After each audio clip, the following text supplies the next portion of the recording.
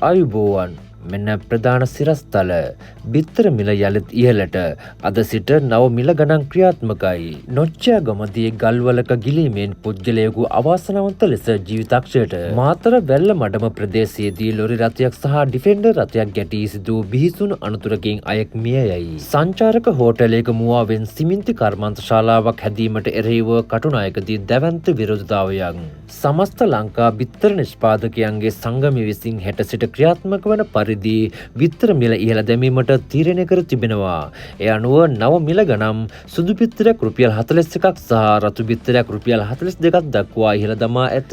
නොච්චයාගම අන්දරවැව ප්‍රදේශයේදී අවාසනාවන්ත ලෙස පුද්ගලයෙකු දිය ගිලීමේ යාමේ පුවතක් වාර්තා වේ.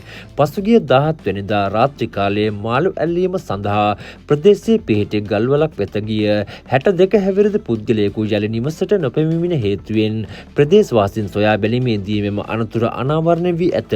මාතර වැල්ලමඩම ප්‍රදේශයේදී ඊයේ සවස සිදු බරපතල රිය අනතුරකින් පුද්ගලයෙකු ජීවිතක්ෂයට පත්ව තිබේ. ධාවනය වෙමින් තිබූ ලොරි රථයක් සහ ඩිපෙන්ඩර් වර්ගයේ ජිප් රථයක් එකිනෙකට මුහුණට මුහුණලා දැඩි ලෙස ගැටීමෙන් මෙම අනතුර සිදුව ඇත.